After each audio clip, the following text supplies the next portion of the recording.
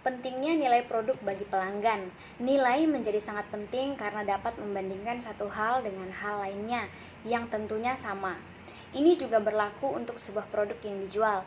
Nilai di sini tidak hanya dilihat sebatas harga, berat, ukuran, dan perhitungan logika lainnya. Namun, nilai produk juga dapat berupa sebuah perbandingan dengan produk yang ditawarkan orang lain dengan jenis yang sama. Nilai yang terkandung dalam suatu produk akan sangat berpengaruh terhadap nilai jual di pasaran nantinya. Cara terbaik mengantarkan nilai kepada pelanggan.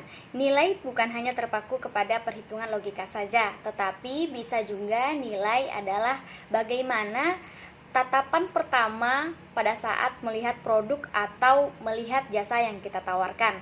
Contohnya, untuk meningkatkan kualitas produk makanan, kita harus menonjolkan rasa, bentuk yang menarik, ukuran, dan tampilan dari produk kita tersebut.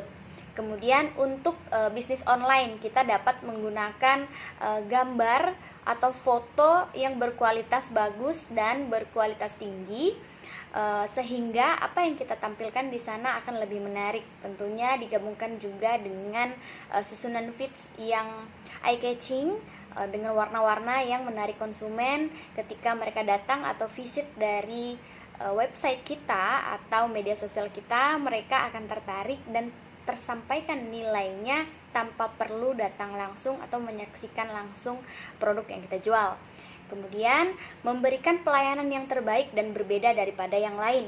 Pelayanan di sini contohnya adalah jika kita berjualan online, kita harus memberikan fast respon kepada calon konsumen yang menanyakan bagaimana tentang produk kita atau pemesanan produk kita.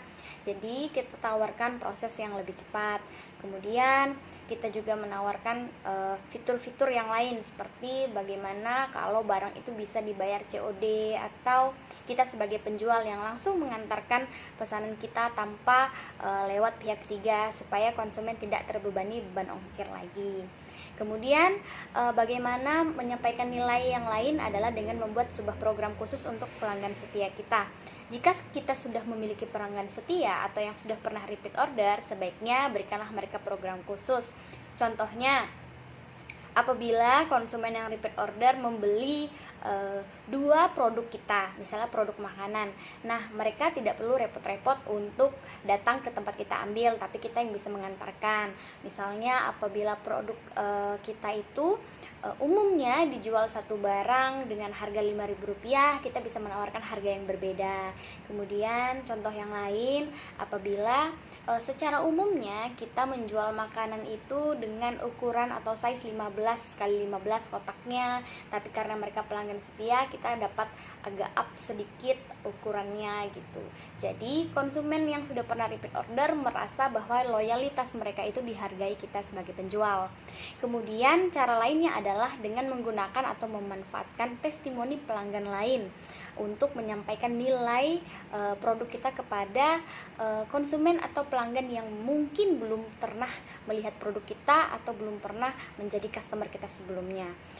Cara ini menurut saya juga cukup ampuh karena sebagian besar orang akan lebih percaya karena penilaiannya adalah oleh konsumen lain, bukan oleh kita sebagai pihak internal. Kemudian menjalin hubungan baik dengan pelanggan, ini juga dapat menyampaikan nilai kepada pelanggan itu sendiri. Contohnya bagaimana? Yang pertama, bisa dengan cara mencatat database. Database di sini dimana kita catat nomor handphone pelanggan. Jadi ketika kita ada promo, kita bisa langsung share ke mereka, atau ketika mereka ulang tahun, kita tahu tanggal lahirnya, itu kita bisa share ucapan selamat ulang tahun. Dengan seperti itu, hubungan baik kita dengan pelanggan juga akan terjaga. Kemudian menempatkan karyawan atau personel yang memiliki keterampilan di bidangnya secara tepat. Jadi contohnya apabila kita memiliki karyawan yang sedikit pendiam, sebaiknya jangan kita taruh di depan, karena penilaian konsumen pada saat pertama kali datang mungkin kurang enak, karena yang saat mereka datang harusnya disapa dengan senyum, sapa, salam, tapi orang yang kita tempatkan di depan adalah orang yang pendiam, sehingga mereka merasa agak kurang nyaman pada saat datang ke tempat kita. Selanjutnya, cara yang dilakukan untuk dapat menyampaikan nilai kepada pelanggan, yaitu dengan mempercepat pelayanan. Nah, baik itu secara online maupun langsung, kita sebagai penjual juga sebaiknya mempercepat durasi kita dalam melayani konsumen. Cepat di sini bukan berarti terburu-buru atau membuat konsumen menjadi merasa mereka tidak dihargai di tempat kita. Tapi cepat di sini adalah dimana kita tanggap dengan apa yang ia mau, kita berikan langsung tanpa membuat konsumen menunggu terlalu lama, seperti itu. Untuk kaitannya dengan keberlangsungan produk adalah contohnya seperti ini. Saat kita ingin membeli sebuah produk, tentu saja kita membutuhkan sesuatu yang dapat meyakinkan kita bahwa barang atau produk yang memang mau kita beli itu sesuai dengan kebutuhan dan keinginan kita. Hal tersebut bisa kita lihat dari bentuknya, rasanya, warna, ataupun harganya sesuai atau tidak. Nah, nilai di sini sangatlah penting untuk dibentuk agar dapat menarik, karena nantinya konsumen akan membandingkan produk kita dengan produk kompetitor lain. Agar produk kita dapat bertahan di pasaran, tentunya kita harus tahu terlebih dahulu apa yang membuat produk kita pantas mendapatkan nilai tambah daripada yang lain, sehingga menjadi pilihan dari konsumen. Nilai produk atau product value yaitu evaluasi mengenai seberapa besar keuntungan yang dapat dinikmati pelanggan terhadap produk yang ditawarkan oleh produsen. Nilai dari suatu produk merupakan bagian strategis dalam transaksi. Implikasinya langsung terhadap harga, keunikan, keotentikan, manfaat yang ditawarkan penjual dan juga yang diinginkan oleh pembeli. Contohnya, nilai yang dapat diukur ini seperti emas, kemudian barang-barang tambang lainnya itu dapat terukur. Namun ada juga nilai yang tidak dapat terukur dengan harga. Contohnya seperti keunikan atau manfaat yang ditawarkan dari barang itu sendiri. Contohnya ketika ada seorang nelayan yang mencari ikan di laut, kemudian saat dia mencari ikan dia menemukan sebuah piring bekas. Nah, ketika piring bekas itu ditawarkan kepada orang yang tidak mengerti sejarah, yang hanya melihatnya sebagai piring bekas, nilainya akan sama saja dengan piring bekas lainnya. Namun beda halnya jika si nelayan ini membawa piring bekas itu kepada seseorang yang memang mengerti bahan antik. Nilai dari barang itu sendiri akan semakin tinggi. Bisa jadi ini berdasarkan dari histori si piring itu tadi, seperti itu. Contoh dampak dari pandemi terhadap pemasaran. Sebelum masa pandemi, melakukan pemasaran itu tentunya dengan langsung atau secara konvensional. Contohnya, di sini saya akan mengambil pemasaran satu buah unit mobil oleh sebuah dealer atau showroom. Nah, sebelumnya mereka sering melakukan pameran di mall atau di pusat keramaian yang lainnya.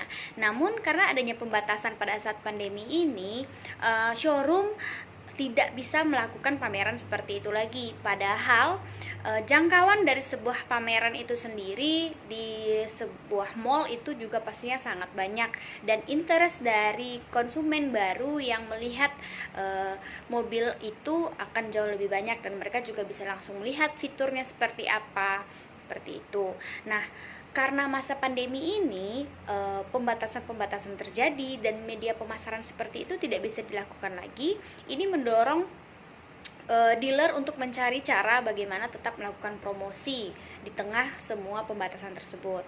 Nah, dari konvensional ini bergeser kepada promosi secara online, bisa contohnya dengan website atau media sosial yang dimiliki oleh showroom atau dealer mobil tersebut. Meski kekurangannya di sini konsumen tidak bisa langsung test drive atau melihat fitur-fitur yang ditawarkan oleh mobil tersebut. Fenomena pemasaran saat pandemi COVID-19 seperti yang gambar saya sematkan di situ, itu adalah digital marketing. Jadi itu adalah fenomena yang terjadi sekarang. Semasa pandemi ini ada banyak sekali pembatasan yang diberlakukan di sebuah kota atau negara, dan ini bukan cuma di Indonesia saja tetapi di seluruh dunia. Jadi pemasaran yang sebelumnya dilakukan biasanya secara konvensional bergeser kepada digital marketing, di mana walaupun tetap pada pembatasan-pembatasan yang ada, kita sebagai marketing dapat menawarkan produk kita secara leluasa, meskipun dengan digital marketing ini kita tidak dapat langsung menawarkan rasa, menawarkan konsumen untuk, contohnya kalau mobil untuk test drive langsung itu tidak bisa. Tapi disinilah cara kita untuk menyampaikan nilai kepada pelanggan itu penting, karena walaupun hanya lewat visual saja, tapi kita dapat menarik hati pelanggan atau menyampaikan nilai produk kita kepada pelanggan dengan baik. Bagaimana caranya? Ya, digital marketing itu contohnya adalah lewat media sosial seperti e-commerce yang sekarang lagi tren. Misalnya Shopee. Di sana ada banyak pedagang yang join untuk berjualan lewat Shopee tersebut. Jadi mereka menawarkan lewat foto-foto yang ada. Nah, untuk menyampaikan nilai itu agar kita dapat merasakan nilai hanya lewat sebuah gambar, tentunya kita juga harus menyiapkan gambar yang menarik sebagai penjual dengan kualitas gambar yang tinggi, supaya apa yang kita tawarkan itu dapat menarik si konsumennya. Nah, fenomena inilah yang terjadi pada saat sekarang ini, karena ketika kita tidak bisa datang langsung ke tempat penjual tersebut, tapi ketika kita hanya melihat gambarannya saja, kita dapat tertarik seperti itu. Tahap riset pemasaran. Yang pertama, merumuskan masalah. Hal pertama yang harus dilakukan dalam riset pemasaran adalah merumuskan masalah.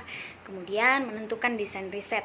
Desain riset adalah prosedur tentang cara pengambilan data, cara pengujian hipotesis, dan kemungkinan untuk mengumpulkan kuesioner melalui berbagai metode yang dibutuhkan.